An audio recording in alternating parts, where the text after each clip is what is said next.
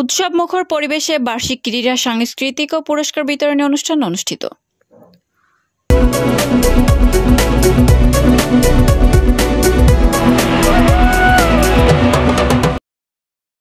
আসসালামু আলাইকুম। এডিপি বাংলার সংবাদে সবাইকে স্বাগত জানাচ্ছি সুমা আহমেদ।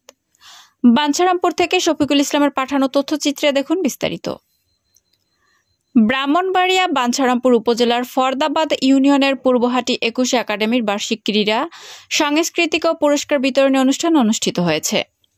রবিবার সকাল ১০ ঘটিকা হইতে পূর্বহাটি ২১ একাডেমি মাঠ প্রাঙ্গণে আবুল কালাম শমা কাজীর সভাপতিত্বে অনুষ্ঠান অনুষ্ঠিত হয়।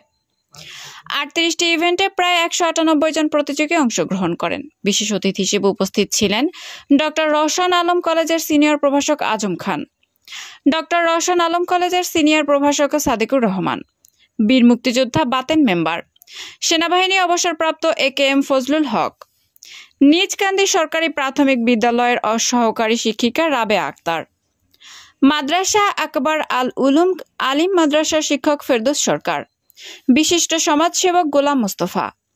আরও উপস্থিত ছিলেন ২১ একাডেমির প্রতিষ্ঠাতা সদস্য মোহাম্মদ আখতারুজ্জামান, মোহাম্মদ সিরাজুল ইসলাম সিরাজ, মোহাম্মদ খোকন মিয়া, গিয়াসউদ্দিন, মাহবুবুর রহমান বাবু, সোহরাব হোসেন সবুজ, আনোয়ার হোসেন আয়নল। শেয়ার হোল্ডারদের মধ্যে উপস্থিত ছিলেন প্রশান্ত সরকার মধু, জামাল উদ্দিন, মিরাজুল হক মোমেন, ২১ একাডেমি পরিচালনা কমিটির মহিলা সদস্য পপিরানী সরকার। শিক্ষকদের মধ্যে উপস্থিত ছিলেন ২১ একাডেমির অধ্যক্ষ মোহাম্মদ শাহজাহান মিয়া, সহকারী শিক্ষক শাহিনুল ইসলাম শামীম, শফিকুল ইসলাম, বাবলি দেবনাথ, সুনীতি দেবনাথ, অর্চি সরকার ও মাকসুদা আক্তার। শফিকুল ইসলামের সঞ্চালনায় বক্তব্য রাখেন ডক্টর রওশন আলম কলেজের সিনিয়র প্রভাষক সাদিকুর রহমান, আল হেরা একাডেমির অধ্যক্ষ গিয়াসউদ্দিন, ২১ একাডেমির সভাপতি আবুল কালাম শমা।